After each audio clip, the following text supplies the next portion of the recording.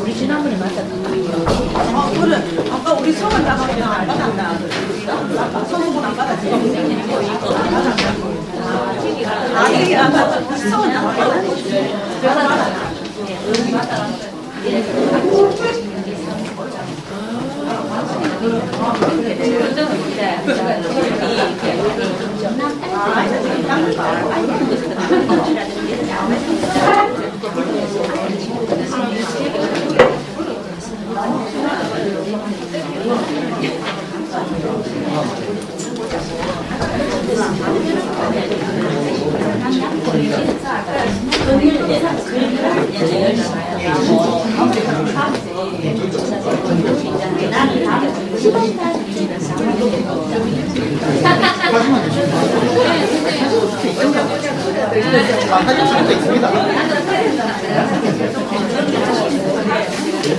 예, 제가 뜻을 안 하시면 돼요.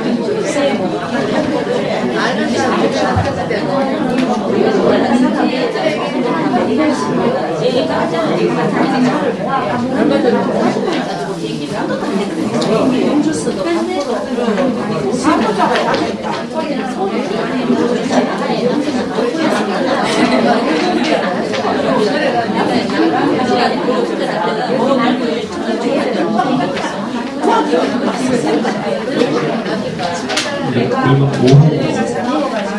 오후 얘기 또 오후잖아요. 두 번째 얘기 또 이렇게 해보도록 하겠습니다. 그 문화체육관광부에서 후원하는 사업이니까 문화부에서 지금 불 끄니까 잘못 따먹었어요. 이거 잘 보이시죠? 네, 주무세요. 피곤하신데. 자, 좋은 분, 칠판에 이름 적으세요. 칠판도 여기. 떠든 아이, 좋은 아이. 예. 문화체육관광부에서도 굉장히 많은 일을 조성하고 있어요. 우리나라 아까 중앙부처에서 발표한 길만 다 연결을 해봐도요. 우리나라에서 아마 2015년까지 만들어질 길이 10,000km였다고요. 정밀 예. 가히, 걷기, 열풍은 민간이 아니라 정부부터 시작을 했습니다.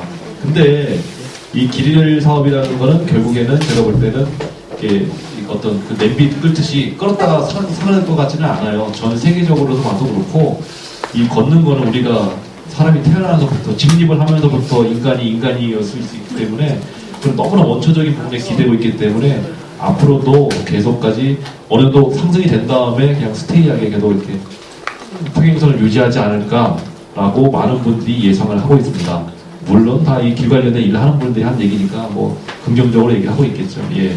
근데 제가 볼 때도 이렇게 앞으로도 굉장히 전망이 밝지 않을까 싶습니다. 그동안에 이제 그 관광 형태가 어떤 공간에 치우쳐져 있었다면 여기 가서 보고 저희 가서 보고 지금은 그걸 다 선형으로 엮은 그런 것들이 전 세계적으로도 계속 유행을 하고 있습니다. 하다못해 그 관광 상품을 만들더라도 여기 가서 뭐 경주 가서 이거 남산 하나 딱 보고 오는 게 아니라 그 주변을 엮어서 이것도 보고 저것도 보고 이렇게 하나의 어떤 루트를 만들어서 소개를 하지 않습니까? 걷는 길은 그걸 두 발로 걸을 수 있게끔 조성을 하는 그런 사업이라고 하겠습니다. 이게 여기 보면 이제 요 문화체육관광부에서 지원했던 수많은 길들입니다. 전국에 한 40여 곳에 한 2,000km 되고요. 그 중에 하나가 이 오른쪽에 동해안다가 쭉 가는 게 해파람길이 되겠습니다. 그러니까 그 영덕에 있는 블루로드라는 것도 사실은 해파람길의 그 첫 시범 사업으로 시작했던 거였는데 굉장히 성공을 해서 해파람길 성공을 한 다음에도 그 길 이름은 계속 그 지역 브랜드로 활용을 하고 있습니다. 사실은 해파람길이라는 길 이름이 생기기 전에 이미 영덕 블루로드를 시범 사업을 해봤던 거예요. 영덕에서 그 해파람길하고 똑같은 노선을. 근데 그 길이 원래 해파람길이 이렇게 만들어지면 이름이 생겼으면 영덕 블루로드 이름을 버렸어야 되는데 워낙 커졌어요. 영덕 블루로드 이름이 많이 알려져서 그래 그럼 영덕은 영덕 블루로드 이름으로 지역 브랜드화하고 해파람길은 해파람길대로 또 이렇게 초강의 국가 탐방로로 이게 그 조성을 하겠다라고 해서 두 길 같이 공존하게 된 겁니다. 그런 길들이 아까 말씀드렸다시피 굉장히 많죠. 자, 이렇게 수많은 길들이 곳곳에 많이 있습니다. 이건 문화체육관광부만 이렇고 다른 것들은 또 다른 부처대로 또 굉장히 많은 길들을 조성을 하고 있습니다. 자, 이제 본격적으로 이제 그 해파람길에 대한 얘기를 좀 드리겠습니다. 동해안 따라가는 이 길이 이제 해파람길입니다. 해파람길의 시작점은 부산 오륙도 해파리공원입니다. 왜 여기를 시작점으로 했을까요? 예. 이제 앞에 보이는 여기 오륙도입니다. 오륙도 이게 예. 뭐냐면은 자 여기가 이제 출발점입니다. 여기 이게 오륙도가 있고요. 여기가 해파람길 시작점이라고 딱 팻말이 붙어 있습니다. 가서 보면은 부사님은 없네요. 보면 바닥에 보면 왼쪽은 동해고 오른쪽은 남해예요. 즉 동해의 출발점입니다. 여기에서 해파람길이 출발을 합니다. 지금은 그 오륙도 해파리공원 지금 좀 요부지에 지금 해파람길 안내소가 지금 지상 2층 규모로 지금 거의 다 완공이 돼서 지금 아마 1월 달부터 운영을 할 텐데요. 어떻게 운영할지는 모르겠습니다. 저하고 상의를 안 했거든요. 어떻게 될지 모르겠어요. 그냥 직구는 있더라고요. 예. 어떻게 잘 운영하시겠죠. 예. 부산시 남구에서 직접 진행을 한다고 하더라고요. 그 다음에 이제 이게 이기대길인데요. 굉장히 아름다운 길입니다. 옆에 해안절벽이 있고 그 사이에 있는 숲길 따라 걷는 길인데 요 길이 걸어봤던 분들이 다들 감탄을 하세요. 부산에도 굉장히 아름다운 길들이 많거든요. 많은 길 중에서도 그 중에서도 단연 으뜸으로 치는 곳이 바로 요 이기대 해안길입니다. 그 다음에 광안대교를 보면서 쭉 걷게 되고 광안해변 그 다음에 이렇게 쭉 동백섬 돌고 해운대 돌고 그 다음에 이제 부산에 이제 문텐로드라고 하는 달맞이 고개 옆으로 전용되어 있는 길 따라 보시면 이것도 다 숲길입니다. 그러니까 지역에서 다 이미 조성을 해놨어요. 길들을 이게 이제 부산에 있는 갈매길이라는 길이기도 한데 그 길을 해파람길로 하나로 묶은 겁니다. 묶은 게 아니라 해파람길이 연결만 한 거죠. 기존에 있던 길을 예 이런 식으로 다 숲길 따라갑니다. 여기 이제 송정해변이고요. 이런 식으로 여기 이제 해동용궁사라는 이제 절이 있는 곳인데 보통 그전에는 다 이렇게만 다녔어요. 이쪽 길이 있는 줄 몰랐어요. 이번에 얼마 전에 그 우리나라에서 가장 크다는 걷기 동호회 대표 운영자들만 데리고 이 길을 걸었었는데요. 다들 뭐 감탄에 감탄을 얹으면서 길을 걸었습니다. 예. 길 좀 걸어봤다는 사람들도 굉장히 감탄하는 길이라는 얘기죠. 그러니까 해파란 길은 사실 굉장히 그 발전 가능성 굉장히 큰 길입니다. 이제 지금부터 어떻게 하느냐가 상당히 중요한데 지금 이제 정부에서도 지금 지원을 계속 할 생각이고 그다음에 민간단체, 민간기업 후원도 지금 이제 조성이 끝나면 지금 받을 예정입니다. 이 길 같은 경우에는 원래 길은 이렇게 돼 있었는데 이게 이제 대변항이라는 곳이거든요. 이쪽 보시면 완전 숲길인데요. 길이 없어요 원래는.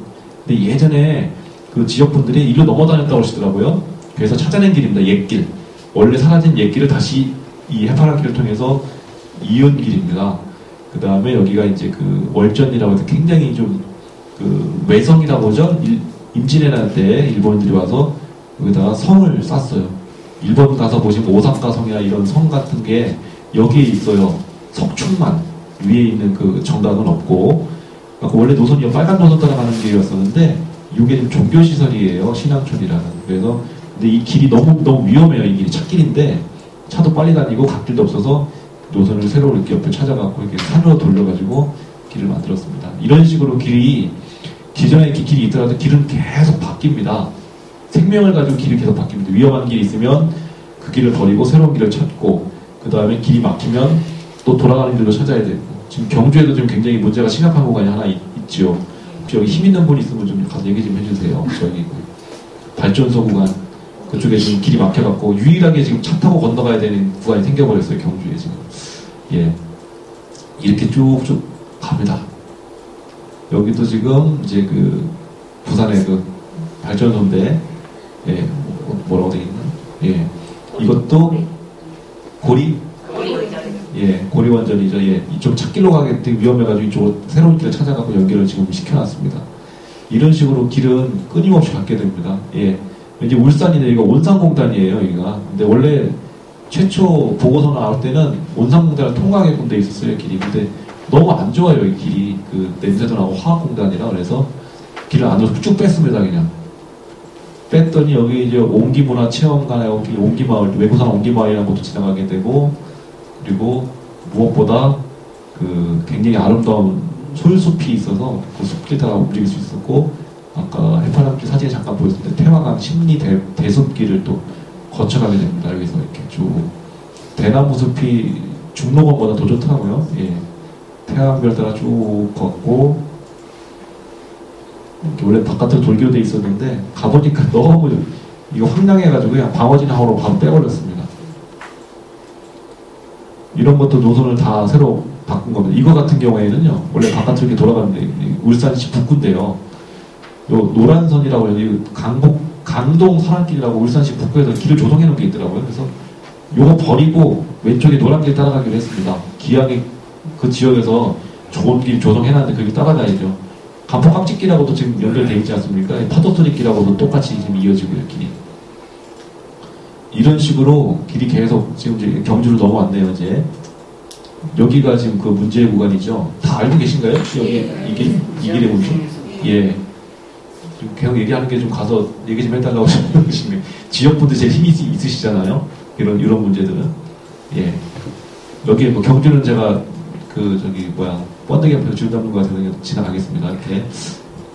이제 이 길도, 예, 이 길도 밑으로 좀 이렇게 했는데 위로 돌아가면 어떨까 싶은 생각이 들어서 했는데 이 길은 별로 안 좋다고 해서 지금 원래 노선대로 이렇게 가기로 했고요. 여기는 이제 군부대 철조망에 길이 끊겼었는데 지금은 이제 정리를 했다고 그러시더라고요. 얘기 들어보니까. 예. 정리가 여기 써놨네. 해결 완료. 이렇게. 예. 이걸 이제 그 GPS라는 기계를 가지고 다 다니면서 새로 다시 찍고 노선 조사하고 이렇게 하는 겁니다. 지금 여기 막 번호가 되게 많죠? 너무 정신이 없으니까 번호를 좀 안 보이게 할까요? 그래서요? 예. 여기가 여기가 지금 찻길로 돼 있어요. 차가 다니는 길하고 같이 걸어야 되는데 그게 안 좋아서 안에 있는 내륙길로 새로 뽑았습니다. 요 노선이 바뀌었어요. 이렇게 연두색 길로. 예. 예, 호미곶에서 예전에 찻길 따라 이렇게 걸어야 돼서 굉장히 위험했었는데 지금은 옆에 아주 아름다운 임도길이 있어서 숲길로 지나가게끔 지금 노선 조정이 됐습니다. 이런 식으로 계속 가고, 여기가 이제 그 영덕의 블루로드입니다. 영덕 블루로드가 성공할 수 있었던 요인 중에 하나는 바다하고 산이 적절하게 어우러져 있어요. 산으로 가는 길이잖아요. 이렇게. 그 다음 바다에다가 쭉 갑니다. 다시 또 산으로 올라갔다가 또 바다로 나오고. 근데 해파랑길이 부지기수예요. 이런 곳들이. 경주에도 그렇고. 참 많아요. 그러니까 몰랐던 거죠.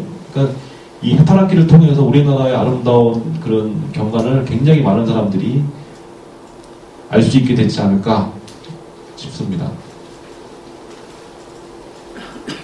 개인적으로 좋아하는 뭡니까, 저기 덕구온천도 지나가고, 예, 삼척으로 가면은 삼척이 또 의외로 또 좋은 길들이 많아요.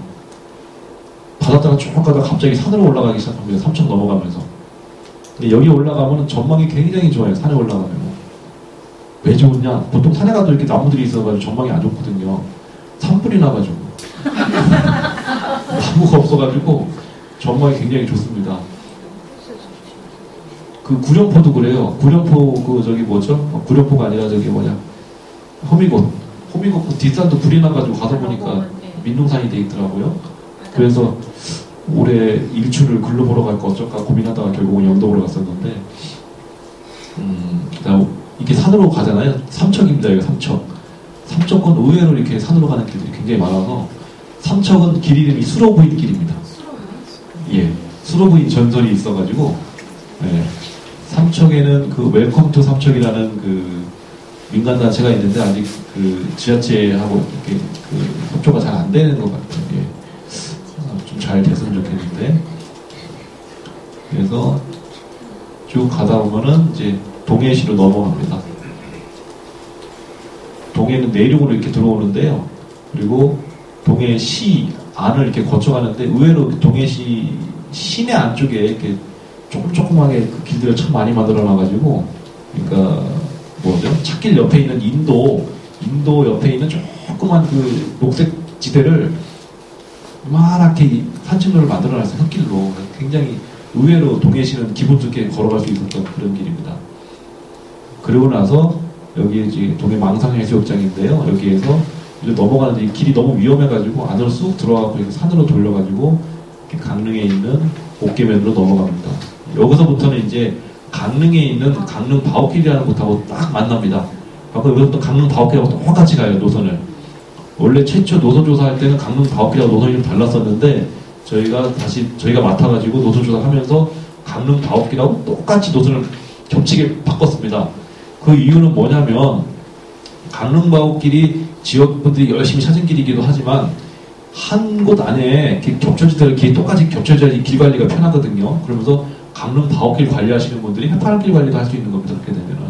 근데 이게 분리가 돼버리면은 이 두 배가 되기도 하고, 이거 네가 잘나니 내가 잘나니 서로 싸우다가 이것도 저것도 아무것도 안 되기 때문에 이거 노선을 딱 겹치게 만들었습니다. 그래서 지금 강릉 바오길은 지금 뭐 소위 말하는 우리나라 3대 길 중에, 걷는 길 중에 하나라고 지금 치부될 만큼 굉장히 사람들이 많이들 찾고 있는 길입니다. 여기는 지금 길이 쭉 안으로 들어서 나가잖아요. 여기 강릉 공항이 있어가지고요. 공항을 피해서 안쪽으로 이렇게 삑 돌아오는 건데, 요만큼만 돌아도 되는데, 기왕에 도는 거, 이 안쪽에 그 문화자원들이 있어가지고요. 오독대리 조수관 옆에 그 굴산사지 터가 있습니다. 우리나라에서 가장 큰 저기 그 뭐죠? 단간지주가 있는 곳이 바로 여기거든요. 바로 여기에 있습니다. 단간지주가. 제일 큰 게. 그래서 그걸 보고 갈 수 있게끔 하기 위해서 안쪽으로 쭉 들어갔다 나갔습니다. 아, 여기네요. 단간지주 있는 데는. 예. 그리고 강릉을 지나면, 근데 이 길을 이제 우리 되게 빨리 지나가지만 이걸 하나하나 걸으면 그 지역에 있는 모든 문화를 접하게 되고, 걸으면서 느끼게 되고, 온몸으로 다 체험하게 됩니다. 그러니까 저도 제주 원래 걷기 전에 여러 번 관광을 해봤었는데, 제주 올레를 걷고 나서 그 전에 제 차로 돌아봤던 제주는 정말 헛껍데기였다는 생각을 했었어요. 두 발로 걸어보니까 진짜 제주는 아름다운 곳이다라는 느낌을 갖게 됐습니다. 그 다음에 이게 지금 강릉 양양으로 해서 속초로 해서 여기도 지금 이제 영랑호인데, 영랑호는 한 바퀴 삥 돌려야 된다고 하도 그냥 지자체에서 너무나 강력하게 주장을 해서 돌렸는데 풍광이 되게 아름답더라고요. 호수 풍광이. 그 다음에 이제 마지막 강원도 고성으로 해서 넘어가는데 여기가 이제 우리 민간이 갈 수 있는 최북단이잖아요. 통일전망대. 근데 명파초계 앞에 가면은 검문소가 있는데요. 재진검문소라고. 검문소부터는 걸어갈 수가 없어요. 사람이 걷지를 못하게 돼 있습니다. 그래서 지금 어떻게 통행을 하게 되어 있냐면 여기에 그 통일안보공원이라고 이렇게 있는데요. 가보신 분 아시겠죠? 거기서 이렇게 신고를 하고 버스를 타거나 차를 타고만 이동하게 돼 있습니다. 통일전망대까지. 걷지를 못하게 돼 있어요. 그래서 할 수 없이 요 50코스, 마지막 50코스 시작점을 명파초교가 아니라 요 통일안보공원으로 바꾸기로 이렇게 고성군청하고 문화체육관광부하고 협의를 했습니다. 그래서 시작점을 지금 다시 옮겨서 명파초교가 아니라 일로 하기로 했습니다. 그리고 지금 강력하게 주장을 해서 군부대에서 협조를 얻어갖고 15명 이상이면은 미리 신고하면은 걸을 수 있게끔 해주겠다는 지금 통지를 받았습니다. 그래서 그 단체로 가실 분들은 걸을 수 있게끔 해주겠다고 고성군청하고 군하고 협의가 됐다고 합니다. 다행히. 근데 장기적으로는 다 걸을 수 있어야 되겠죠. 예? 사람이 좀 황당해요. 차를 타고 갈 수는 있는데 걸어가지는 못한다. 이 발상 자체가. 그리고 여기다 지금 도로가 좀 새로 뚫리고 있어요. 구도로 말고 신도로가 도로를 차도를 만들고 있어서 구도로는 그냥 사람 걷게 하고 신도로나 차다니게 하면 좋지 않을까 싶은 생각이 듭니다. 지금 이제 그 1코스부터 50코스까지 770km를 이렇게 가볍게 살펴봤습니다. 어떻게 좀 한번 걷고 싶은 생각이 드시는 분이 계시려나 모르겠습니다. 가부가 보이네. 가부가 보이네. 그러니까 이제 그 다음은 이제 그 이상적인 길에 대한 얘기를 한번 해볼까요? 예. 이 걷는 사람들하고 길을 가꾸는 사람들, 그러니까 길을 조성하는 사람들, 그러니까 길 지킴이는 조성 쪽에 포함이 됩니다. 걷는 사람이 아니라. 그런 분들 각각의 입장에서 그 이상적인 길은 어떤 길인가 라는 거에 대해서 한번 간략하게 한번 살펴볼게요. 제가 얼마 전에 다른 곳에서 발표를 했던 내용인데, 먼저 걷는 사람들은 걷기 여행자 입장에서는 어떤 길들이 우리나라에 중요하냐? 길들이 좋은 게 아니라 어떤 시스템이 갖춰져야 되냐 이건데요. 뭐냐면 길의 자료수집이 용이한 친절한 통합 안내 시스템. 뭐냐면 아까 그 정부 부처마다 길 사업을 한다고 그랬잖아요. 다 안내하는 시스템이 다르고 안내하는 곳들이 다르고 안내하는 곳이 없는 것들도 거의 부지기수고. 그러니까 길은 아까 10,000km니 뭐 5,000km니 어마어마하게 많은데 막상 걸으려고 그러면 오히려 정보 수집하기가 너무너무 힘들어요. 그래서 우리 걷는 사람들 입장에서는 그런 것들을 다 통합해서 한 곳에서 이렇게 통합 콜센터 내지는 안내센터를 운영해주면 좋겠다 라고 생각하고 있습니다. 그러니까 순전히 걷는 사람 입장에서 지금 말씀을 드리는 거예요. 그 다음에 당장 이 지도가 없어서 길 찾는데 문제가 없었으면 좋겠다. 예를 들면 갈림길마다 이런 리본들이 붙어 있고 이런 안내 체계가 있고 이런 게 붙어 있어서 그냥 망설임 없이 갈림길에서 갈 수 있으면 좋겠다. 사실 근데 이건 기본이잖아요. 그쵸? 그 걷는 사람한테 이런 안내 체계도 안 해놓고 어떻게 길을 걸으라고 해놓겠어요. 근데 해파란 길은 아직 한 30%밖에 안 됐어요. 70%는 안 돼 있습니다. 그 70%까지 할 수 있을 만한 예산은 이미 다 나가 있는데 그게 안 돼 있어요. 경주는 그래도 잘 돼 있는 편인 걸로 알고 있는데 그게 이제 결국에는 그 조성 예산, 하드웨어 예산을 다 이제 그 관에서 집행을 하다 보니까 관에서 집행하면 공무원 직접 가서 붙이진 않잖아요. 업자한테 넘기지 않습니까? 근데 그 업자라는 분들이 이 길에 대한 길 사업에 대한 어떤 이해가 전혀 없는 상태에서 가서 일을 하다 보니까 엉뚱하게 일을 하게 되는 경우도 있고, 뭐 예를 들면은 여기에 지금 없네요. 예, 이따 나중에 설명을 좀 드릴게요. 좀 이렇게 소위 말해서 걷는 사람들이 길을 가다가 길을 못 찾게끔 돼 있어요. 지금 길이 해파란 길이. 그러니까 그거에 대해서 앞으로도 계속 유지보수 해나가야 되고, 우리 해파란길 2014년도에 지금 완공이 될 목표를 하고 있기 때문에 아직 내년까지는 계속 그런 거에 대해서 유지보수를 해가면서 그때 가서 공식적으로 개장을 해야 될 건데, 문제는 지금도 걷는 사람들이 많다는 거예요. 해파란길이 지금도 좀 알려져 있습니다. 서울 쪽에서는. 제가 큰 걷기동의 연합회도 제가 같이 이렇게 하고 있다고 그랬잖아요. 거길 통해서 제가 하도만 해파랑길 얘기를 많이 하니까 서로 이게 뭐야 하다 그 사람들은 걷는 걸 너무너무 좋아하는 사람들이야. 우리나라 최장거리 걷기 길이다 그러니까 일단 도전 한번 해보고 싶다고 그래가지고 벌써 시작을 해서 강원도 고속도로 거꾸로 시작을 해가지고 지금 저쪽 울산까지 온 팀들도 있습니다. 한 3, 40명이 같이 한 달에 1박 2일씩 그러니까 금요일날 밤에 내려와서 그러니까 직장인들이니까 일요일까지 걷고 올라가는 거를 갖다 지금 1년째 계속 해가면서 거기까지 내려왔대요. 예, 그런 사람도 있습니다. 좀 이게 믿기지가 않죠. 좀 그런 좀 정신 나간 사람들이 좀 많아요. 이게. 저도 그런 사람들 중에 하나고 그런 사람들 이끌고 있는 사람이고. 그러니까 그런 사람들이 점점 많아지면 해파는 길도 막 좋아지고. 근데 좋은 길들이 많아 생기면은 그런 사람들은 자연스럽게 늘어날 거예요. 여름 바캉스철에 보면은 여기서 보셨는지 모르겠는데 칠번국도 그때 앞에 저기 걷잖아요. 그거를. 네, 국토대장군도. 그래서 우리는 해파랑길 같이 좋은 길을 만들어서 이게 좋은 길 걸어라. 왜 위험하게 7번부터 그때 앞에 지하로 올라오는 데 걷지 말고 아름다운 길이 있으니까 이런 길 걸어라 라고 제안을 해주는 겁니다. 근데 그러려면 결국 이런 안내 시스템이 잘 돼 있어야 되는데 우리나라에 걷는 길 10,000km 중에 제대로 돼 있는 길 10% 될까요? 10% 정도? 많이 봐야 10%입니다 사실은. 90%는 안내 시스템 제대로 안 돼 있습니다. 강폭각지길은 어떤지 모르겠어요. 강폭각지길은 지도 없이도 찾아갈 수 있나요? 길을? 갈림길마다? 안 돼 있죠, 여기도? 예. 일부 돼 있어요. 그러니까 일부만 돼 있죠. 제가 가끔 가다가 제가 어떤 퍼포먼스를 하는데 실을 이만큼 갖고 가가지고요. 갈림길 하나가 안내 시스템 안 돼 있으면요. 끊어져 있는 거랑 마찬가지예요. 그건 1m짜리 줄이 아니라 50cm짜리 줄이 돼버리는 거죠. 그러니까 그만큼 이 안내 시스템 하나하나가 되게 중요하고 세심하게 해야 돼요. 그래서 제주 올레 같은 거 이따 말씀드릴게요. 그거는 예.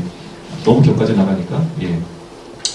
그리고 이거 안전 문제하거든요. 여자 혼자 여행하는 경우가 굉장히 많아요. 다른 레저하고 다르게 걷기는 여자 혼자 그렇게 많이 다녀요. 지리산 둘레길을 걷는 사람들 조사해봤더니 그 중에 절반 이상이 여자 혼자 온 사람들이에요. 그런 레포츠가 없잖아요. 골프를 여자 혼자 치러 가나요? 저 골프 제가 안 해봐서. 스키도 누구 친구랑 가고 막 그러잖아요. 그리고 거기 가면 누구랑 같이 떼거지를 이렇게 같이 즐겁게 노는 거지만 이렇게 혼자 걷는 사람들이 굉장히 많아요.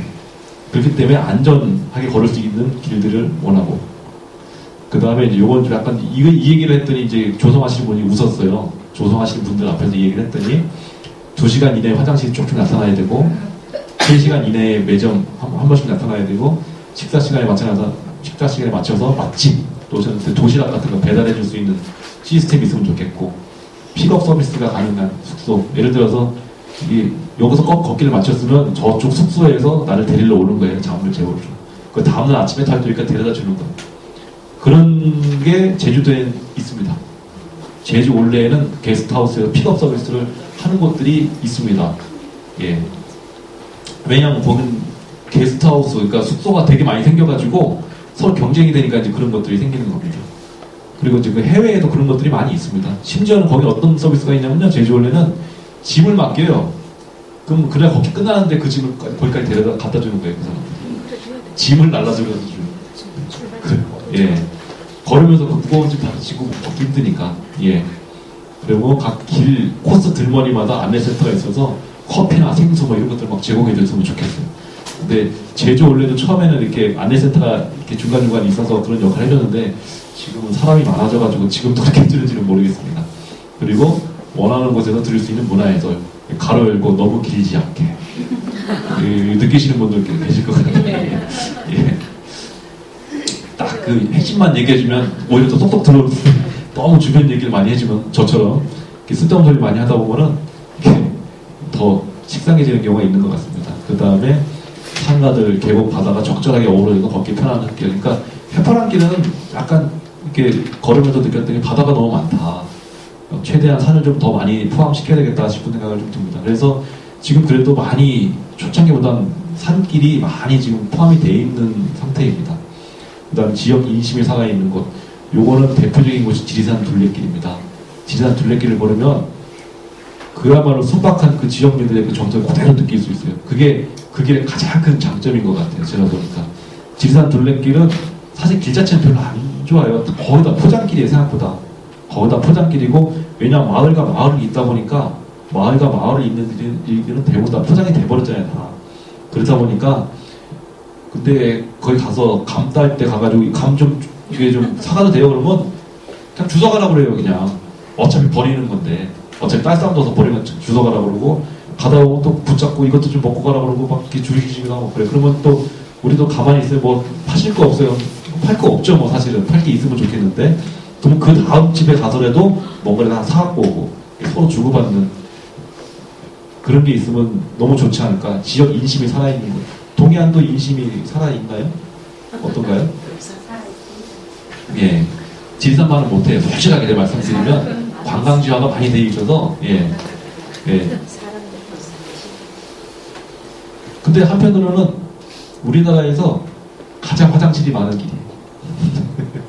화장실이 진짜 많습니다. 해파람길에. 그렇죠?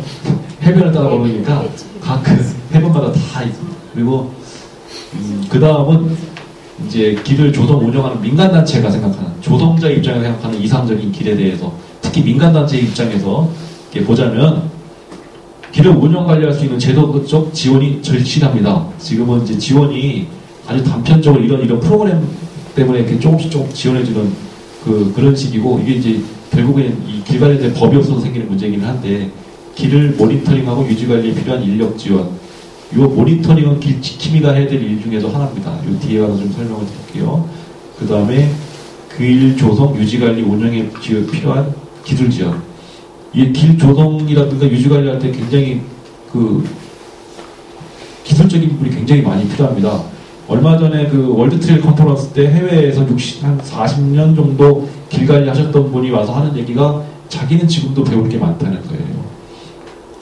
오래된 길은 오래된 길대로 새로 만들어진 신생 길들이 갖고 있는 신선한 아이디어를 좀 차용을 해와야 되고, 새로 만드는 길들은 뭐 더할 나위 없이 공부할 게 많고, 예를 들면 이런 겁니다. 바닥에 페인트 칠을 할 때 어떤 페인트를 쓸 것이며, 그리고 바닥에 페인트 칠할 때 제일 중요한 게 뭐냐면요, 이 페인트의 그 종류도 중요하지만 바닥 닦는 게 최고로 중요해요. 깨끗하게 닦고 나서 칠을 해야 그 바닥 페인팅이 오래 갑니다. 그리고 칠하는 장소도 기왕하면 안 돼. 차가 잘 안 지나다니는 장소, 사람 발 안 밟히는 장소, 그러면서도 눈에 잘 띄는 장소.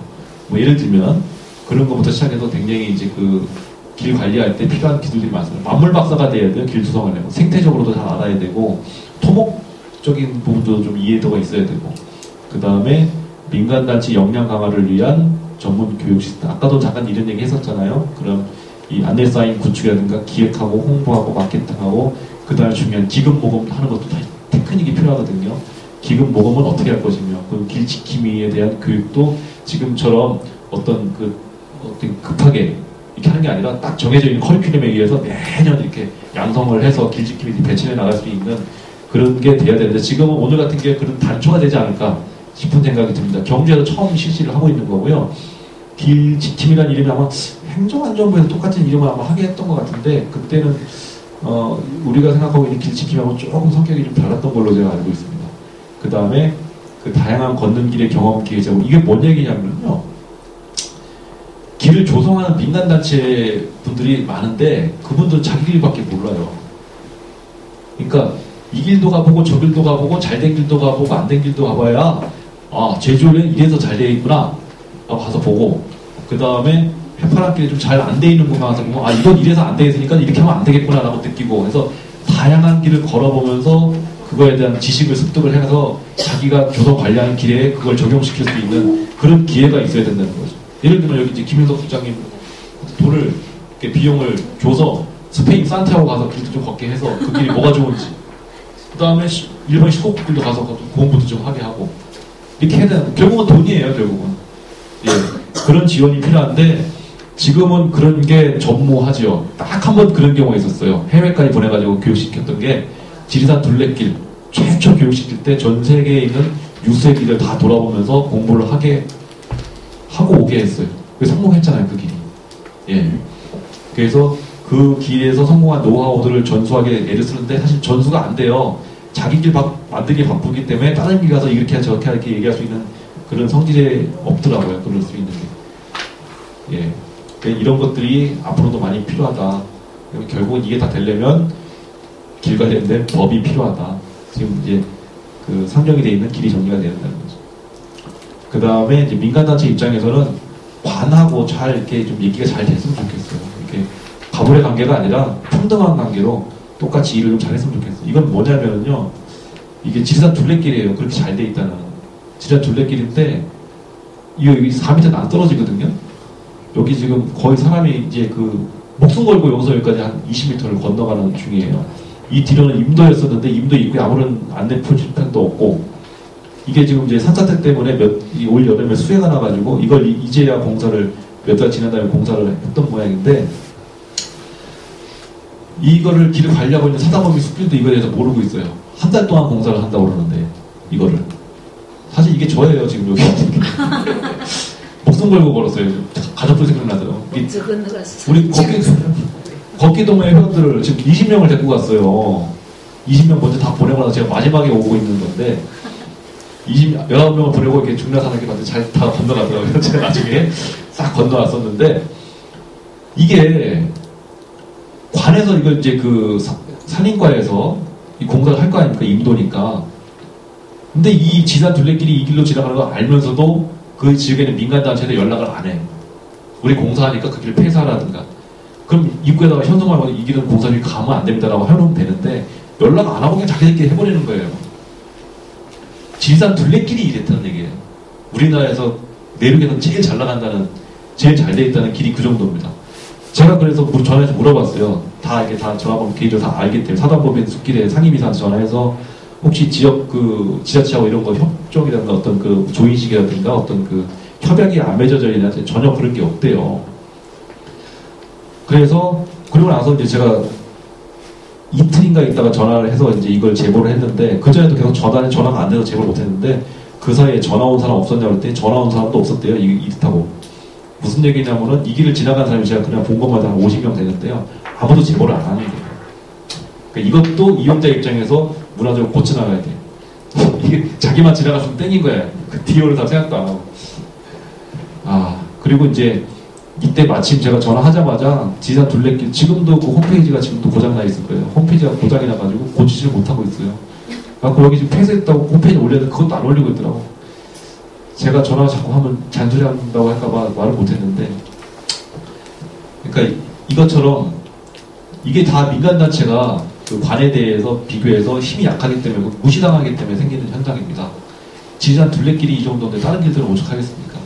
그러니까 이런 부분들 굉장히 개선이 많이 돼야 되고, 그러려면 결국은 그 민간단체가 주체적인 힘을 갖고 있어야 된다. 그러려면 이제 그 주변에 있는 지역분들이 힘을 실어줘야 됩니다. 그 다음에 이제 그 길을 조성 운영, 민간단체가 생각할 때 필요한 것들은 걷는 길 조성 유지관리 매뉴얼 필요, 이렇게. 그러니까 길 관련돼서 조성하고 유지관리하고 운영할 때 필요한 실질적인 매뉴얼이 필요합니다. 그러니까 관리 지침이라든가. 근데 지금도 많아요. 굉장히 많습니다. 제가 알기로 정부에서 연구 보고서만 해도 30건 이상 나왔어요. 종류별로. 근데 다 필요 없어요. 다 쓸데없는 것들이 많습니다. 물론 그 중에 필요한 것들도 있는데 책이 이렇게 두꺼우면 그 중에 필요한 대목은 요만큼밖에 안 돼요. 나머지 한 절반 이상은 필요 없는 것들. 왜냐하면 이제 연구하시는 분들이 그거를 길을 연구하시는 분들이 그 연구 보고서를 쓰다 보니까 현장 감각이 전혀 결여되어 있는 그런 매뉴얼들이 나옵니다. 그래서 아까 말씀드린 것처럼 뭐 바닥 페인팅하는 방법부터 시작해서 그런 아주 현장에서 우리가 절실하게 필요한 부분들, 그 다음에 지도 제작실 하다못해 뭐 어떤 걸 넣어야 된다, 그 다음에 뭐 홍보 마케팅이라든가 지역 경제 활성화 성공 사례 및 실패 사례까지 좀 이렇게 넣을 수 있는 여러 가지 이렇게 다양한 그 매뉴얼이 필요하다. 라고 저는 이렇게 그 민간단체들 분들 생각하고 있습니다. 그래서 한국 길모임이라는 단체가 있어요. 거기는 우리나라에서 그 길에 대해서 관심 있는 민간단체 22곳이 모여서 만든 연합체인데요. 거기에서도 그 매뉴얼을 좀 만들어 보려고 애는 쓰는데 그것도 힘든 것 같아요. 왜냐하면 다 자기 길 관리하느라고 바빠가지고. 다음은 이제 이용자들에게 바란다. 이용자들이 이런 걸 좀 해야 된다는 거죠. 길 떠나기 전에 최소한의 정보를 갖고 출발해야 된다. 이거는 이제 그 길을 조성하는 사람들, 그러니까 운영하는 입장에서 길 걷는 사람들한테 이렇게 해줬으면 좋겠다고 생각하는 것들입니다. 길 떠나기 전에 최소한의 정보를 갖고 출발하게. 그러니까 길을 이렇게 유지관리하다 보면은요, 그냥 갑자기 그냥 강릉이다 그러고 강릉에 바보길 걸어왔으면 아무런 준비도 없이 강릉 터미널에서 전화를 한대요. 터미널에 내려가지고, 나 강릉 바보길 걸으러 왔는데 어떻게 가면 돼요? 이렇게 전화를 띄고 온답니다. 한 숲밖에 안 나온다고 하더라고요. 그런 사람들이 의외로 많답니다. 그 다음에 이제 각 길마다 그 처해 있는 환경이 다 다른데요. 늘 가장 나은 조건과 비교해서 답답하다는 얘기합니다. 무슨 얘기냐면 간포 깍짓길 와가지고 아니 왜 제주 원래 저렇게 잘 됐는데 왜 간포 깍짓길은 왜 이러냐고 읍성에 전화해서 막 뭐라 그러는 거예요. 그러니까 모든 비교 대상이 가장 잘 돼 있는 거예요.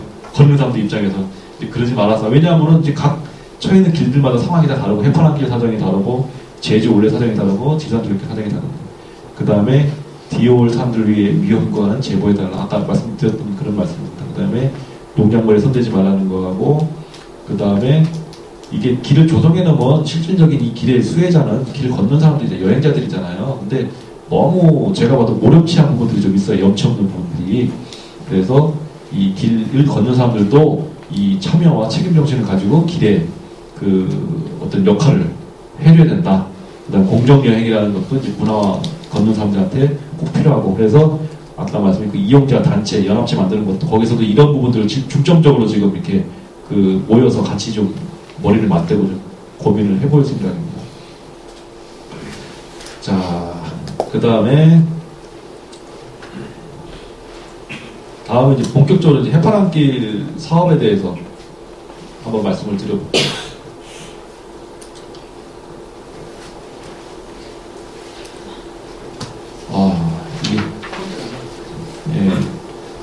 그 해파랑길 사업과 길지킴의 역할. 예, 해파랑길 사업에 대해서 간략하게 폰트가 아마도 좀 밀리네요.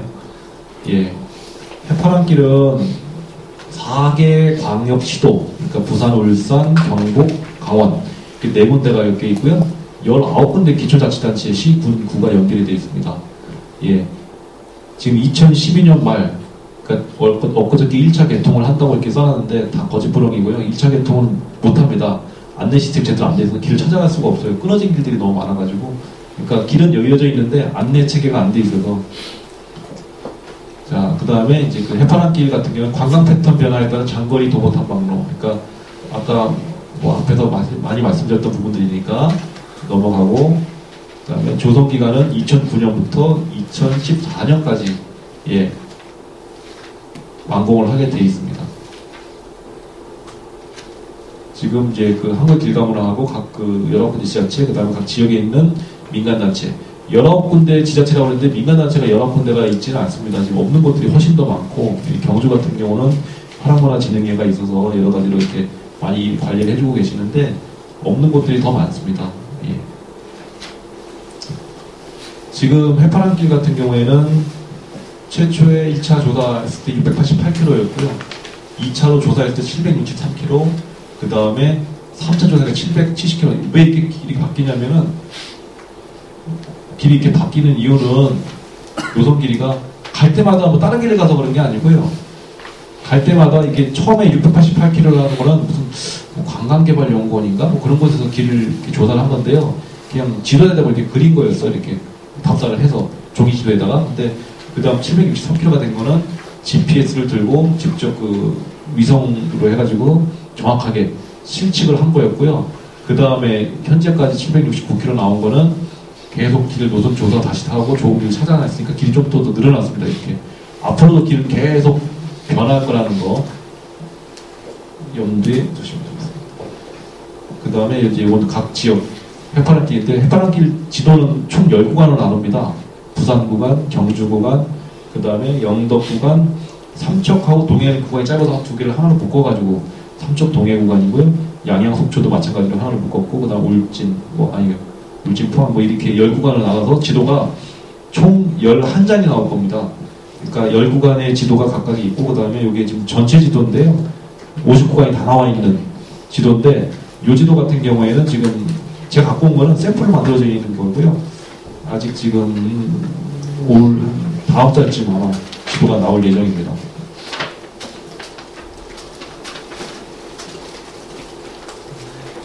곳곳에 이렇게 아름다운 곳들이 많습니다. 이거에 대해서 간단하게 얘기를 하셨다고 들었는데, 여기 그 해파랑길에만 있는, 아직까지는 해파랑길에만 있는 안내 시스템이 되겠습니다. 요거는, 원래는 이제 그 디자인 회사에서는 밑에 게 없었는데요. 지금은 여기 코스, 왼쪽에 코스 몇 코스인지 하고, 오른쪽에 1km마다 이거 하나씩 붙여가지고, 걷는 사람들이 자기가 얼마큼 지금 걸었는지 알 수 있게끔 하는 그런 역할을 부여를 해줬습니다. 그 다음에 요거는 뭐, 왼쪽에 있는 건 종합 안내판이고, 그 다음에 이제 그 방향 안내판. 여기 보면은, 여기 지금 뭉개져서 잘 안 보시겠지만, 오른쪽에 이게 파란 해파랑 로고고요. 왼쪽에 빨간 해파랑 로고입니다. 빨간색은 북쪽 방향, 파란색은 남쪽 방향. 그러니까 부산 방향이 되는 거겠죠. 그렇게 지금 안내시계가 되어 있고, 바닥에 있는 페인팅도 다 그렇게 되어 있고요. 예, 경주지 거꾸로 돼 있죠. 예, 다시 칠해야 됩니다. 그러니까 원래 최초는 북쪽이 파란색이었었는데요, 바뀌었어요. 그 작년 봄에. 근데 이제 그거를 갖다가 여기 그 한국문화진흥회에서 그 마킹을 이렇게 하는데 그걸 안 알려줬다고 그러더라고요, 시에서. 알려줘야 되는데. 그러니까 거꾸로 칠하고 있었던 겁니다. 이것도 아까 말씀드렸다시피 그런 좀 민간 협치가 잘 안 된 겁니다. 민간이. 그런 사례 중에 하나라고 볼 수 있겠네요. 예. 이런 이제 그 리본도 붙고, 이런 표철도 붙고. 그 다음에 이제, 요게 이제 그 해파랑 가게라고 하는, 해파랑 길에만 있는 특별한 시스템이 되겠습니다. 그 워낙 길이다 보니까, 긴 길이니까 안내소가 중간중간 필요합니다. 근데 그렇다고 안내소를 세울 수는 없어요. 안내소 세우면 돈이 얼마나 많이 들어갑니까? 그래서 기존에 그 길 바로 옆에 붙어 있는 조그만 구멍가게들을 해파랑 가게로 지정을 해서 요런 지금 간판 붙여드리고, 그 다음에 여기다가 이런 그 굉장히 비싼 더글라스 송으로 만든 그 6명 앉을 수 있는 피크닉 테이블, 그 다음에 지도 비치함을 놔서 간이 안내소 역할을 해주십사라고 했습니다. 이거를 한 10km마다 하나씩 지정을 했는데, 아시다시피 이렇게 없는 데도 많고, 연세 드신 분들이 많으셔가지고 가서 이렇게 이러이러한 길이 있고 하니까 해파랑 가게 해보실랍니까? 돈은 하나도 안 들어가는 건데 안 하신다는 데서도 많고, 그게 뭔지도 모르는데 일단 귀찮으니까 안 한다. 나중에 해파랑 길 떠가지고 이렇게 정말 옆집에 하는데 속상하면 어떡하려고 하시지? 막 그 생각도 드는데, 그리고 해파랑 가게에다 아까 그 판매용이라고 말씀드렸잖아요. 이 판매용으로 지금 이 스카프하고 요 버프인데 이걸 해파랑 가게에서 팔 거예요. 이거를. 갖고 해파랑 가게 주인분도 이걸로 마진을 좀 이렇게 보시고, 그거에 또 상당 부분은 또 해파 길 조성하는 쪽으로 또 활용을 하려고 합니다. 근데 지금 그래서 한 55군데 정도가 지금 선정이 됐습니다. 770조 중에. 그래서 그분들을 모시고 제주도로 지금 이제 선진지 견학도 좀 가려고 그러는데, 경주에서는 아마 아무도 안 가시는 것 같아요. 세 군데 가세요? 예, 해파랑 세 곳이 같이 제주도 가셔서 길 때문에 이렇게 지역이 변화가 됐다는 거를 직접 몸소 체험하고 오시게끔 하는 시간을 1월 중순에 또 가기로 했습니다. 그래서 그걸 진행을 하고 있고요. 그러니까 이제 이런 거는 지금 우리나라 길 중에 처음 시도되는 지금 그런 사업이 되겠습니다. 거의 이거 55곳 선정하는 것만 해도 1년이 넘게 걸렸습니다. 그것만 하고 하는 게 아니었으니까. 그래서 이 해파랑 가게를 선정하는 이유는 여러 가지가 있습니다. 걷는 사람들한테 어떤 편의를 제공한다는 것도 있고요.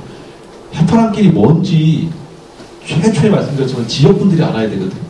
그러니까 지역분들한테 해파랑 길이 무엇인지 알게끔 하는 역할도 되는 거죠. 왔다 갔다 하다 보면 이런 게 붙어 있으면, 저런 게 붙어 있으면 물어볼 거 아니에요. 저게 뭐예요? 이렇게 물어보고 이제 설명도 해주고, 그러면서 지역분들한테 자연스럽게 이게 뭐라는 걸 알 수 있게끔 하는 거죠. 길은 아직 안 됐는데 정부에서 자꾸 홍보하고 싶어 해요, 길을. 그래서 해파랑 길 없죠? 여기 공부, 타겟 공모전도 하고, 예, 해파랑 길 탐사대도 하고, 뭐 템토도 하고 막 그랬습니다. 근데 제일 중요한 건 길을 잘 만들어야 되겠죠. 그리고 이제 이건 도보 여행 가이드라인인데요. 그러니까 이제 저번에 그 제주올레 사건, 제주올레에서 그 사람이 안타깝게 이렇게 숨진 사건이 일어난 후로 각 그 중앙부처, 길 관련된 중앙부처들이 다 이런 것들을 하나씩 다 만들었어요. 이렇게 이거는 이제 문화부에서 만든 건데, 안전을 고려해서 여러 사람과 함께 간다든가 이런 그 안전 가이드라인입니다. 예. 뭐 지정된 코스 벗어나지 말고 가파른 계곡이나 절벽 등 뭐 피해야 되고, 뭐 악천후에는 도보여행 하지 말습니다. 사실은 이거는 우리 유치원에서 배운 건데요. 유치원에서 배운 건데 이렇게 잘 안 되죠.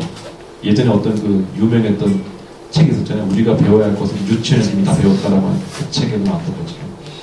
자, 다음은 이제 해파랑 길 지킴이가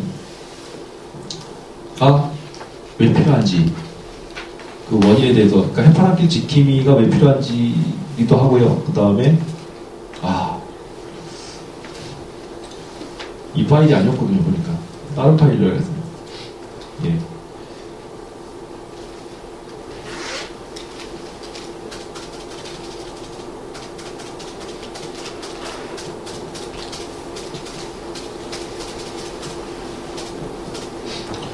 그러니까 길 사업가, 그러니까 길을 조성 운영하는 길 지킴이의 그 역할에 대해서 보면 이제 원인, 목표, 과정, 결과 이런 순서를 한번 알아볼게요. 왜 길 사업에서 길 지킴이가 필요하고 길 사업은 어떤 사업인가요? 보시면 길 사업이라는 게 어떤 그 조성해서 어떤 그 시설하고 설치하는 사업이 아니에요, 사실은. 결국은 정보 서비스 사업입니다. 이러이러한 길이 있으니까 이러이러한 어떻게 가십시오. 그러니까 소프트웨어적인 사업이거든요. 근데 자꾸 이게 관은 돈을 써야 되는데 돈은 주로 이렇게 그 시설하는 쪽으로 나가다 보니까 이게 자꾸 이게 뭐가 안 맞는 거예요. 그렇다고 해서 시설을 잘해놓은 것도 아니에요, 그거는. 제일 중요한 건 정보, 소프트웨어적인 부분이 많이 필요한데 그 역할에 천병에 있는 게 길 지킴이의 역할이라는 거죠. 길 지킴이가 할 일은 오는 사람 안내해주고 지금 문화에서 하시는 그런 역할도 있지만 그 안내책에 있지 않습니까? 현장 안내책에 그 길을 걸으면서 길이 잘 돼 있는지 혹시 어디 훼손된 길에 있지 않는지 이거에 대한 거를 갖다가 모니터링을 해서 예를 들면 여기 화랑문화진흥에다가 이렇게 연락을 해줘야 됩니다. 정기적으로. 예. 그 역할을 제주 올레에서는 올레직이라는 이름의 그 자원봉사자들이 합니다. 그래서 각 코스마다 올레직이라는 분들이 있어갖고 그분들은 일주일에 한 번씩 그 길을 다 완보를 해요. 그래가지고 정해져 있는 양식에 의거해서 길은 뭐가 어떻고 뭐 문제가 없다든가 그리고 간단하게 뭐 리본이 떨어진 거라든가 아니면 바닥에 페인팅이라든가 이런 것들은 직접 본인이 유지보수를 합니다. 간단한 것들은. 근데 본인이 하기 힘든 것들은 본부에다 연락을 하면 본부에 있는 그 유지보수팀이 나와서 유지보수를 하고 이 본부팀도 힘들면 여기서 지자체에 연락을 해서 지자체에서 돈을 들여서 시공을 하는 그런 시스템을 갖춥니다. 그러니까 가장 그 시작은 그 올레지기, 그러니까 길 지킴이의 역할 중에도 그런 게 들어가지 않을까라고 생각을 합니다. 그 다음에 결국은 길 지킴이라든가 길 사업의 목표는 뭐냐면 손쉽게 접하는 정보 제공 시스템을 만드는 겁니다. 그러니까 정보 제공이라는 게 뭐 단순히 뭐 이렇게 인터넷 통해서 보는 게 아니라 현장 가서 길 안내 이렇게 사인돼 있는 것도 그것도 결국은 정보거든요. 예.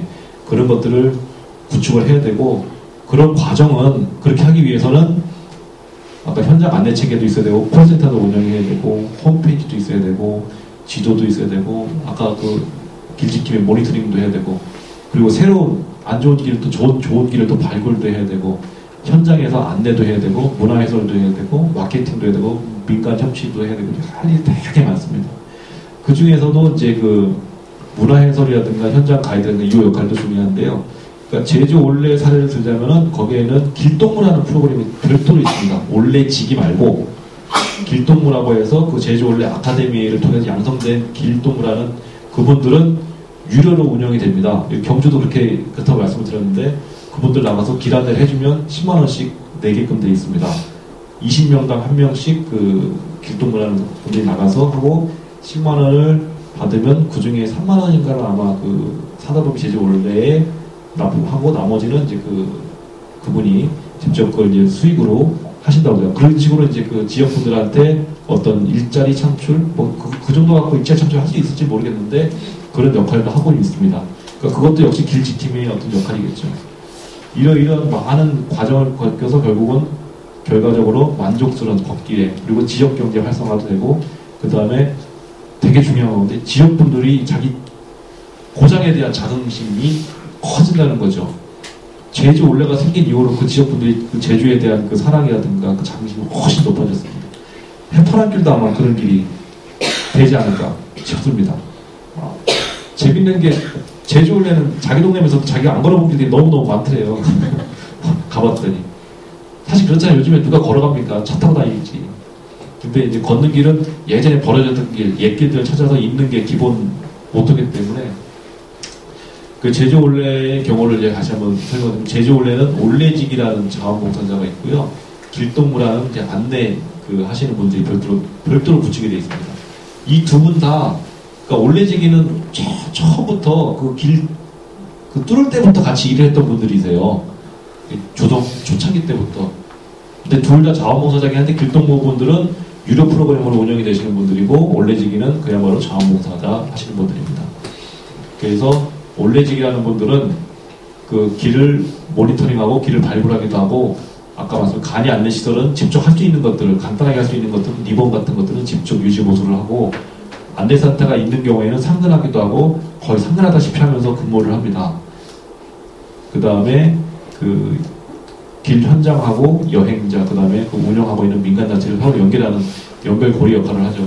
그러다 보니까 당연히 그 지역에 거주하시는 분이어야 되고요. 그러니까 올레지기 같은 경우는 길동무 같은 경우에는 단체로 와서 뭐 개인이어도 되는데 개인이 10만원 내고 이렇게 길 안내 받기는 좀 쉽지 않잖아요. 그래서 이분들한테 그 제주올레 아카데미에서 그 제주올레 주변에 있는 그 역사, 문화, 생태에 대해서 계속 교육을 시킵니다. 그 이수를 한 분들만 이걸 할 수가 있는데 그분들이 길 해설을 해주고 그중에 외국 하실 수 있는 통역까지도 외국 사람들 많이 찾으니까 그 다음에 이런 분들은 이제 아주 지역까지 안 되고 멀지 않은 곳에 거주하시는 분들이 길동무 역할을 하시게 되겠습니다.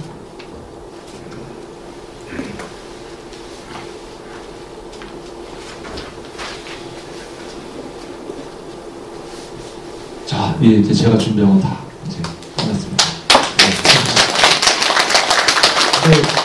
제가 드린 말씀 중에 제일 중요한 것 중에 하나가 여기 이제 지역분들이 계셔서 드리는 말씀이기도 하지만 이 길이 성공하면은 내고장을 더 사랑하게 되실 거예요.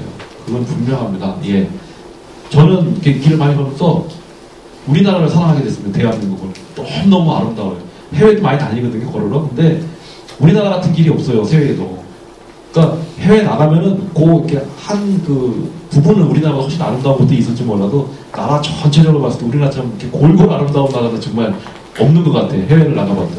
예. 앞으로 해파란 길이 더 좋은 길이, 아름다운 길, 우리나라를 더 사랑할 수 있는 길로 거듭날 수 있도록 여러분들 많은 도움 좀 부탁드리겠습니다. 감사합니다.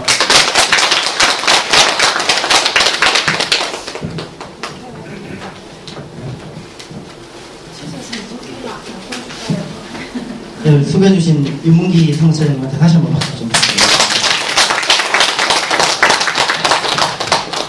뭐 들어보셔서 아시겠지만 워낙 길에 관해서는 뭐 대단한 그 지식과 또 뭐 직접 많이 또 들어보셨고 하시다 보니까 그냥 이 방금 설명하신 것들이 다 그냥 몸에서 체득이 돼서 나오는 거예요. 머리로 외운 게 아니라 체득이 돼서 나오는 거다 보니까 더 살아있는 그런 설명이 되지 않았을까 싶습니다. 지금 이제 그 윤문기 사무처장님께서 설명해 주신 거에 부가적인 어떤 추가 설명을 제가 조금 더 드릴 텐데 좀 쉬었다 할까요? 아니면 바로 하고 끝낼까요? 빨리. 얼마나 걸리는데요? 짧으면 한 20분, 길면 한 3, 40분. 그냥 계속 합시다. 예, 알겠습니다. 자, 일단 제가 하나 말씀을 드릴 게 좀 전에 그 제주 올레길, 그 길동문화 올레지기 말씀을 들으셨을 텐데 저희가 이 문화관광부에다가 이 지금 길 지킴이 양성 사업을 그 프로포즈를 할 때는 그 두 가지 역할을 접목을 시켰었습니다. 그래서 그거를 따로따로 둘 필요가 솔직히 뭐 제주 올레길이 워낙 지금 활성화되어 있고 하다 보니까 코스도 많고 길고 하다 보니까 좀 그런 부분이 있는데 저희 그 해파랑길 경주 구간 같은 경우에 솔직히 한 38km 정도의 구간이 그렇게 길지도 않고 하다 보니까 그걸 굳이 나눠버리면은 정말 뭐 오히려 이거를 솔직히 저희 입장에서는 이게 나중에 길이 활성화가 되면 아까 말씀드렸다시피 저희가 이제 지킴이 분들을 손님들이 오시면 저희는 어차피 지금 다른 여행사하고 저희가 자체적으로 개발한 그 파란길이라는 길 여행 사업을 하고 있습니다. 그래서 여행사랑 조행을 하고 있는데 그쪽 여행사를 통해서 이제 파란길도 마찬가지로 그렇게 지금 그 여행 상품을 만들 계획이고요. 그렇게 하다 보면 당연히 그 해설사항의 길 지킴이 같은 게 필요하다 보니까 그래서 저희가 이렇게 양성하는 부분도 있습니다. 물론 이제 나라에서 어떻게 그 문화관광부에서 지킴이를 어떻게 할지는 뭐 정확하게는 아직 계획이 된 건 없습니다만은 그 어떤 피드백이 분명히 올 거고요. 그런 부분에 있어서는 뭐 여러 가지 부분을 접목을 해서 저희가 이렇게 한 거기 때문에 아까 말씀드렸다시피 어떤 길 지킴이로서 그 길을 관리하고 모니터링하는 역할과 그다음에 정보를 제공하고 이제 해설을 하고 안내를 하는 그런 역할을 다 같이 배우시게 될 겁니다. 그리고 그렇게 배우시면 물론 이 일주일에 한 번씩 하는 거고 6개월 중에서 6개월이라고 해도 정식으로 이렇게 이 강의실에서 수업 듣는 거는 답사를 빼면 3개월 정도의 기간밖에 안 될 겁니다. 그러다 보니까 아주 세세하게 깊이는 저희가 못 들어갑니다. 그냥 그 대략적으로 그 방향만 잡을 수 있게끔 저희가 교육을 해드릴 거고요. 나머지 세세한 부분은 본인이 스스로 또 인터넷이라든가 아니면 뭐 직접 그 각 지역을 찾아다니시면서 보급상소나 면상소나 찾아다니시면서 자료를 얻으실 수 있는 건 좀 얻으시고, 그런 부분에 자료가 필요하다고 하면 저희가 또 그 간법이나 양남위원회 협조를 얻어서 저희가 또 제공을 해드리겠습니다. 그러니까 그런 식으로 저희가 다 드릴 테니까 좀 더 개별적으로 좀 공부를 열심히 하셔야 된다는 거를 좀 말씀을 드리겠습니다. 지금 아까 그 말씀하셨다시피 지금 서울에도 그 서울 외곽을 두르는 그 길 조성을 하고 있는데, 경주 같은 경우도 지금 제가 그저께 지금 경주시 담당자분이랑 최종적으로 협의를 보고 그 사업을 이제 올해 광특 사업이라고 해서 광역 특수 사업이라고 해서 도에서 지원금을 받아서 지금 시작하기로 확정을 했습니다. 그래서 이제 양남의 그 울산 경주 지경부터 거기에 있는 산을 시작으로 산길로만 쭉 이어서 경주 저기 안강 쪽을 지나서 이렇게 외곽으로 해서 산으로만 이어서 저 간포 끝까지 그렇게 한 바퀴 뺑 두르는 그런 지금 계획을 만들기로 했습니다. 그래서 제가 그 사업을 같이 또 참여를 해서 또 계속 걸어야 될 것 같아요. 상대로 걸어야 될 것 같은데, 그런 식으로 지금 경주 쪽에도 길 사업이 여러 가지로 지금 진행이 되고 있습니다. 그 다음 아시다시피 또 경주 내 신문한길 같은 게 만들어진 것도 아시고, 경주라는 도시의 특수성 때문에 다른 지역에 비해서 어떤 문화 역사적인 부분이 좀 많이 강조가 돼요. 경주 같은 경우는. 그래서 그런 또 문화 역사적인 부분을 접목시킨 길들이 많이 개발이 되고 있고요. 저희가 애초에 저희 화랑문화진흥의 탄생의 계기가 되었던 또 화랑길이라는 것도 문화재를 잇는 길이거든요. 이왕 문화재를 갈 거면 차로만 다니지 말고 그 문화재를 따라서 그 문화재를 걸으면서 길에서도 느끼고 문화재에서 또 한 번 느끼는 것도 좋지 않겠냐, 경주도 느끼고. 그래서 지금 개발을 했던 건데, 그런 식으로 경주에서 지금 여러 가지가 좀 많이 개발이 되고 있습니다. 그런 부분으로 봤을 때는 앞으로 이 길 지킴이라는 것이 각 파트에서 각 길에서 상당히 좀 쓰임새가 많을 것으로 예상이 됩니다. 그래서 이왕이면은 미리 이렇게 또 교육을 받아놓으시면은 경주에서 길 지킴이